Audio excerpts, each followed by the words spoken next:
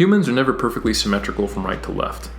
There may be limb length differences between your right and left legs, scoliosis of the spine, flexibility differences in muscles or tendons, or a prior injury to limbs or to your back that results in an asymmetry from left to right. Furthermore, the vast majority of individuals have a dominant limb, meaning even if you were perfectly symmetrical anatomically from right to left, which you assuredly are not, you have different neuromuscular capabilities in your right and left sides. In everyday life, you might notice that your balance is better on one leg or the other. Or you may even notice when performing single leg training that one limb is stronger, or that you can more readily feel the muscles of one limb working compared to the other. For these reasons, it's probably not a bad idea from an injury prevention standpoint to include some unilateral leg training as a powerlifter or bodybuilder, especially considering how frequently lower back and hip injuries occur among serious lifters.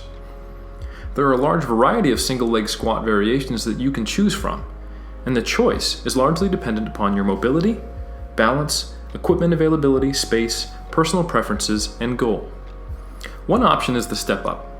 This can be performed holding dumbbells, with the barbell across the back in the high bar position, or with body weight, depending on your strength and personal preferences.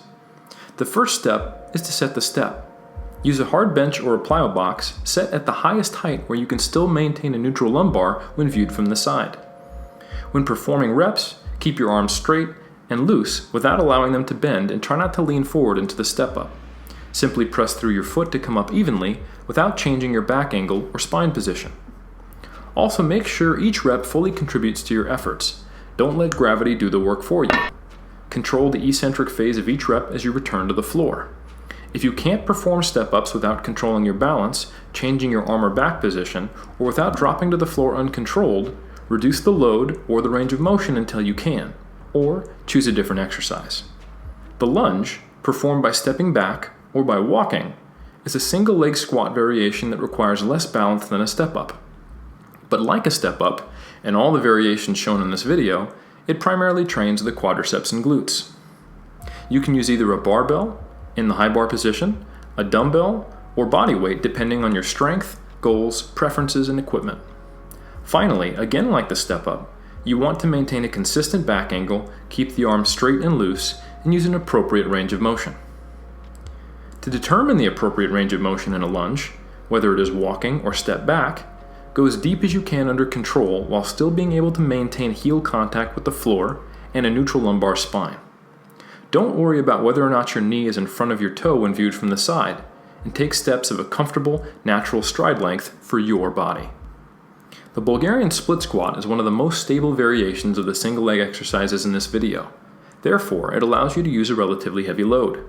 When using a barbell, as shown here, use a high bar position and set up just like you would for a squat, except you'll also have a box or a bench at roughly knee height behind you.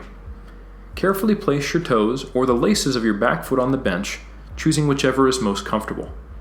Descend into the split squat, go as low as you can while maintaining a neutral spine, and drive through your front foot to return to the start position on each rep.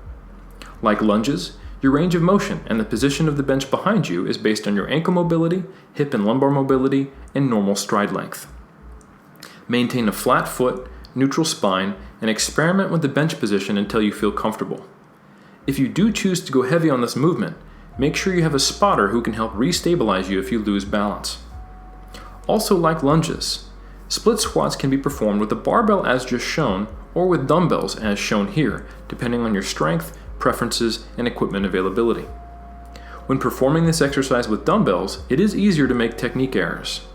Like lunges and step-ups, make sure to keep your elbows straight and arms loose, and don't allow the back angle to change. Finally, the most challenging of the single leg variations shown in this video is the pistol squat. It requires a great deal of strength through a full range of motion, good ankle mobility, and hip mobility to perform.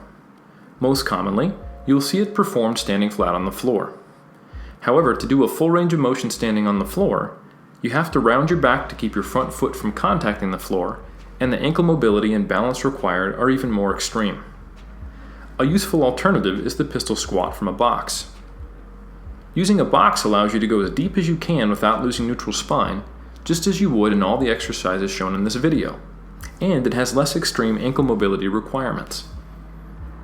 Unlike the other variations in this video, because the balance challenge is the highest, and because you get no assistance from your other leg, you'll probably have to start with only body weight or even assisted.